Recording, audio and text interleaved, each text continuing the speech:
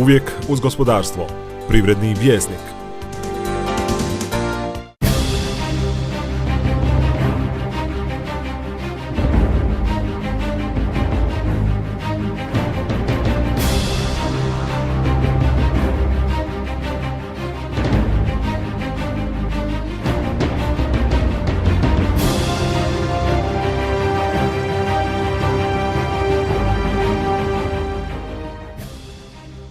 Vrijeme je za gospodarstvo.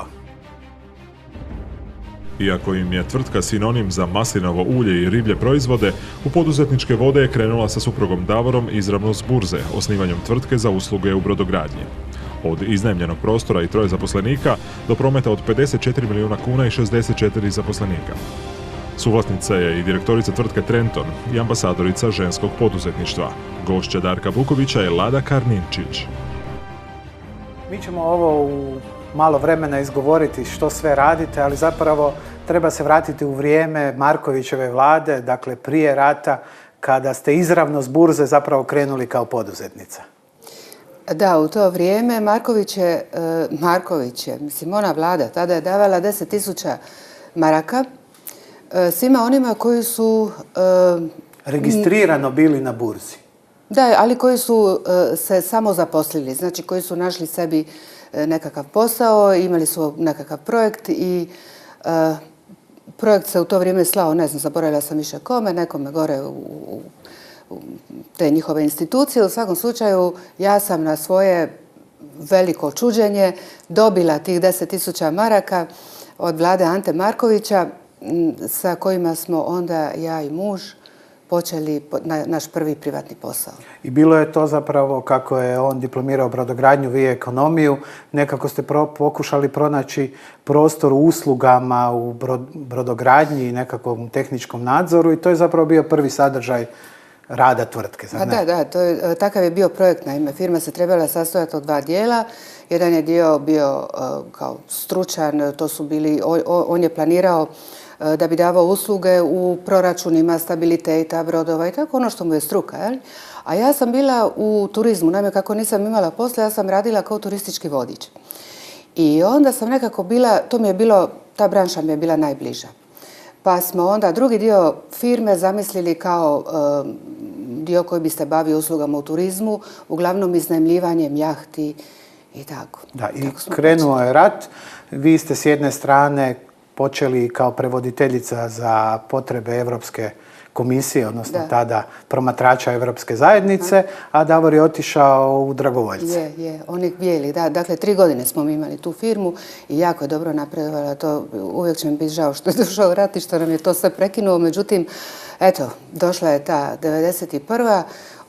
On je odmah krenuo, odmah je u 8. mjesecu prijavio se i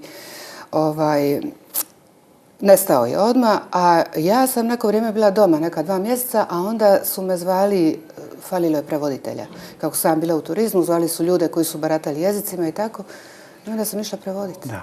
I opet, kako bi rekli, sudbina pokaže svoje lice, 4 prijatelja osnivaju tvrtku koja opet kreće sa brodogradnjom, ali u jednom trenutku te 97. zapravo vi preuzimate tvrtku i donosite stratešku odluku da krećete u proizvodnju, odnosno baviti se prehranom i sa svime tim. Da, a što ste drugo mogli 97. godine, molim vas, mislim, dobro, nakon Davor se vratio iz rata, oni su radili nešto u toj tvrtci, međutim, takvo je bilo vrijeme, nije bilo novaca. Konjunkture, brodogradnja, opet je bila kriza, recesija. A ja sam radila u jednoj humanitarnoj organizaciji cijelo to vrijeme i 97. su se oni povukli. Jasno, ostala sam bez posla. Tako smo krenuli. A što drugo nego prehranu, jer to je jedino što se mora. Pa da, čim se okrenete oko sebe masline, maslinovo ulje, ali zapravo nitko nije krenuo sustavno. Vi ste zapravo, možemo reći, pioniri u tom nekakvom začeću izrade projekata vezanih uz maslinovo ulje, stolnu maslinu i onaj dio koji je bio. Da, ali sve je to došlo nekako samo po sebi. Posao nas je sam vukao, vodio iz jednog projekta u drugi. Nismo imali od početka nekakvu strategiju razvoja firma. Ne. Možda jedino što vam danas brodovi dobro dođe ako ćete izvoziti puno, pa onda da ih koristite kao tankere za maslinovo ulje. Možda ćemo ipak naći neku poveznicu. Evo, to je jedina poveznica danas, je kontejnerski se putem i uvozi i izvozi. Otkud ime Trenton? a to je ime koje su dali ona četvorica koju ste spomenuli tamo 1994. godine. Trenton je grad koji postoji na svakom kontinentu, pa je to trebala biti tako jedna velika međunarodna tvrtka. Da, pomorska špedicija. Tako nešto. Malo je, ime je malo nezgodno zato što nema baš nikakve veze sa našim proizvodima. Međutim, jako mi je dobro došlo to ime kad sam bila u Kini, znate. U Kini sam imala business to business kontakte, išla sam sa Hrvatskom gospodarskom komorom. Inače, s njima sam dosta ovako napravila putovanja.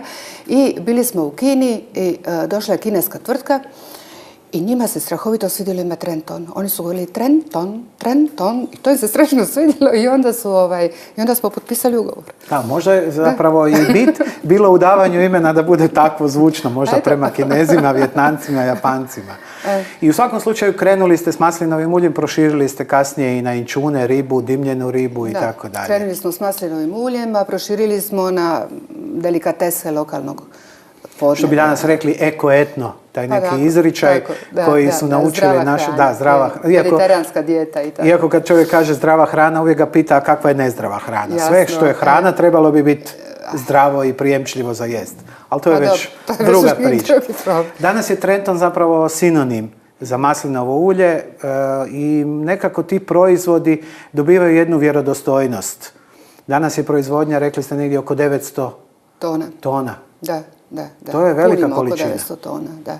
Ne možemo reći da proizvodimo 900 tona, mi otkupljujemo maslinovo ulje, ali pa onda nekad miješamo različite vrste, različite sorte masline i tako i punimo i napunimo oko 900 tona. Istodobno je i stolne masline koliko? Oko 500-tinjak? 600 tona. Dakle, to je velika količina, čak i ili ima toliko kooperanata?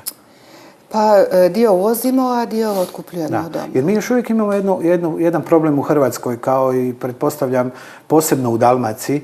Ne dam ja nekom drugom, ne bi se ja udružio, zašto bi ja to gledao ovako. Nekako svi se držimo svojih skuta. Vrlo teško ulazimo u te kartele, udruživanja, klastere i neke situacije. Da, ljudi se boje, to ima neku negativnu konotaciju, bilo kakvo udruživanje. Tako da to dosta teško ide. Iako im vi olakšavate, jer vi zapravo brinete za sve, on dobije na ulazu novac za svoje ulje, masline ili nešto. Dalje se vi brinite oko marketinga, prodaje, hoćete ići u Kinu, nećete ići u Kinu, Rusiju. Dobro, ljudi to ne percipiraju baš tako, ali a u principu je tako i tako bi trebalo biti. Ja se nadam da će jednoga dana kad se tržište uredi, da će tako i biti. A jeste osjetili promjenu u zadnje vrijeme kada ta recesija ipak malo pritišće? Pa baš u zadnje vrijeme, evo možda baš zadnju godinu, tu se nešto malo promijenilo. Recimo nešto su pale cijene domaćeg maslinovog ulja koji inače jako skupo. Međutim, mi svake godine otkupljujemo po garantiranim otkupnim cijenama koje garantira država i uz poticaj koji je do sada država davala. Jer mi uvijek imamo taj disparitet, jer kad ljudi odu u Italiju, Španjolsku ili Francusku, onda vide zapravo koje su cijene, da ne spominjemo jednog ulja u Italiji, koliko su kod nas, a tu svi zaboravljamo da je veliki postotak trgovačkih marži i zapravo te nadogradnje, ajmo je tako nazvati. Pa vani je ulje jeftinije, maslinovo ulje, nego kod nas. Inače, maslinovo ulje je burzovna roba i prodaje se na burzi. Burze su u Španjolskoj, u Grčkoj i u Italiji. I to maslinovo ulje koje se tamo prodaje je puno, puno jeftinije od našega. Što je logično i očekivano, jer u nas su ti posjedi maslinara mali, to je uglavnom, ljudi se time bave kao hobijem, sve se radi ručno. Maslinici su na takvim položajima obično da su strojna obrada je gotovo nemoguća. Tako da njih to maslinovo ulje zaista i košta. Kad vi zbrojite sve što oni potroše, to zaista i košta. To je ručni rad. Ali je teško spustiti cijenu koje tržište traži. Da, ali je onda nemoguće prodati po toj cijeni. Tako da mislim da to je jedan problem. Drugi problem je siva ekonomija. Postoji jedan podatak da je oko 60% tržišta maslinovog ulja zapravo u zoni sive ekonomije. Ja mislim da je to puno više nego 60%. Dobro, ovo su optimistični ovih 60%. Da, to su optimistični, vrlo optimistični podaci. Da, mislim da je to je veliki problem. I državi, ali i tim ljudima koji zaista ne mogu to ulje prodati po nižoj cijeni kad su utrošili to, jel? Ali nešto će se tu morati promijeniti. Evropska unija će donijeti i druga pravila. U ovom trenutku ja se bojim da mnogi nisu svjesni da će u ovom trenutku morat prodavati po 45 kuna jer je to maksimum koji će moći postići.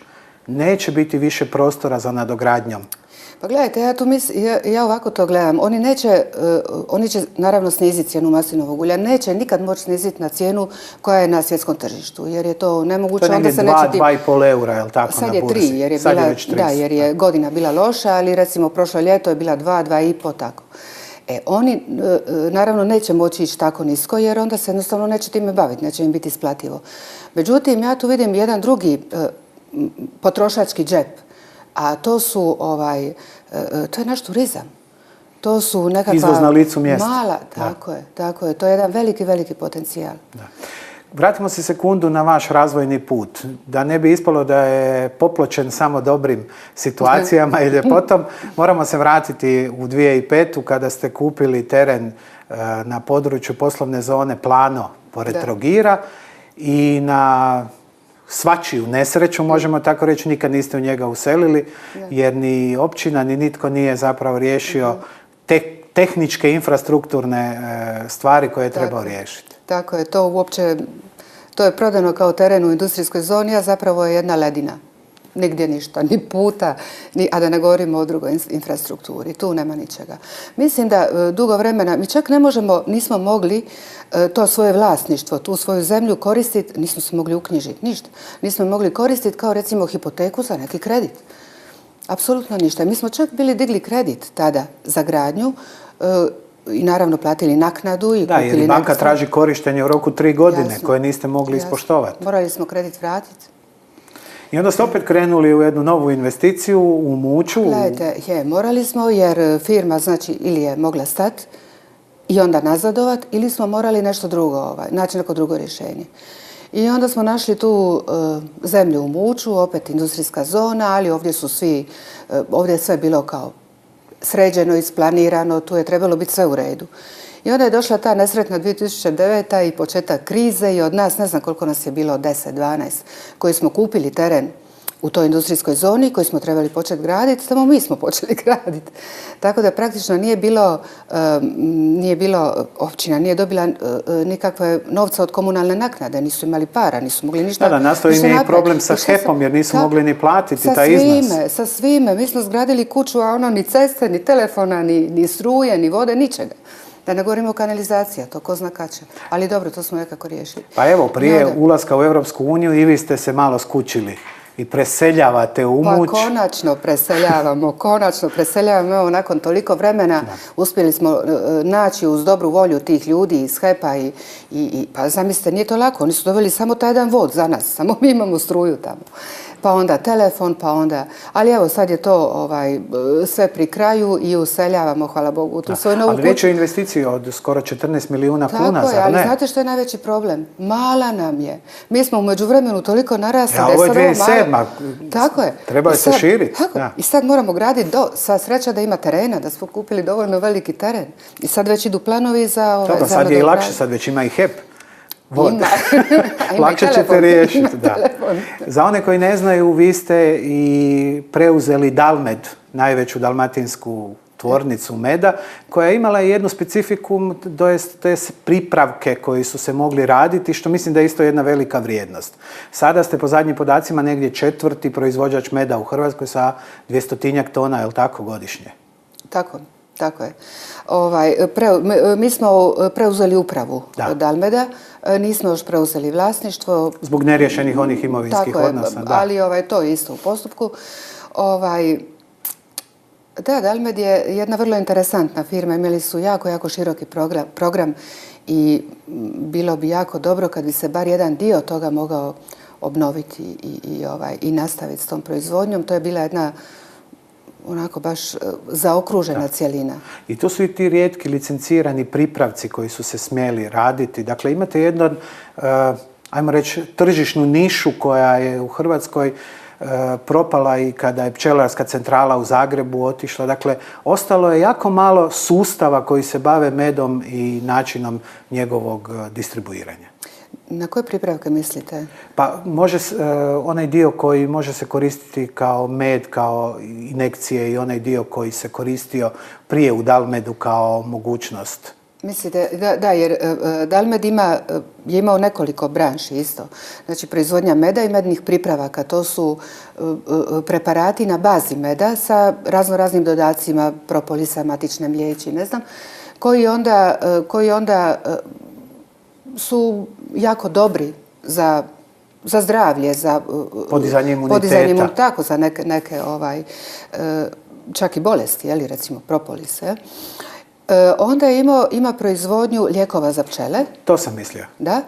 I proizvodnju hrane za pčele. Imao još i kozmetiku. Taj dio su davno oni zatvorili. Ima osnove da se jedan dan i taj dio obnovi, ali to je na dugom štapu, što bi rekli. Ali ovi lijekovi za pčele, da, to je nešto što je vrlo interesantno. Mislim, Dalmed je jedini nacionalni proizvođač tih lijekova za pčele. Radi se o lijeku protiv varoze. To je jedna vrlo raširena... Da, to je najveći problem pčelara danas. Da. I evo sad mi pokušavamo nekako to uskladiti se sa zahtjevima Europske unije, sa njihovim regulativama da bi nastavili dalje proizvoditelje. Danas ste zapravo i izvoznik i možda malo ste spomenuli i Kinu, ali tu je i Rusija i Malezija. Dakle, začudo više zemalja iz te pozicije nego što su ove što bi čovjek očekivao iz okruženja. Iz okruženja, da. Pa gledajte ovako, mi smo se mogli orijentirati na te treće zemlje. Evropska unija nije dolazila baš u obzir zato što su prepreke carinske i mislim dok niste član jednostavno vam je zatvorena iz mnogo razloga. A zemlje u okruženju, Slovenija je već Evropska unija, dakle tu nemamo šta tražiti, mi izvozimo Bosnu i Hercegovinu već 15 godina, već jako dugo, imamo tamo stabilnog partnera i dosta se dobro prodajemo na tom tržištu. Što se tiče istoka, pokušali smo, međutim, nije još bilo vrijeme, to je bilo dosta... Podozrivo.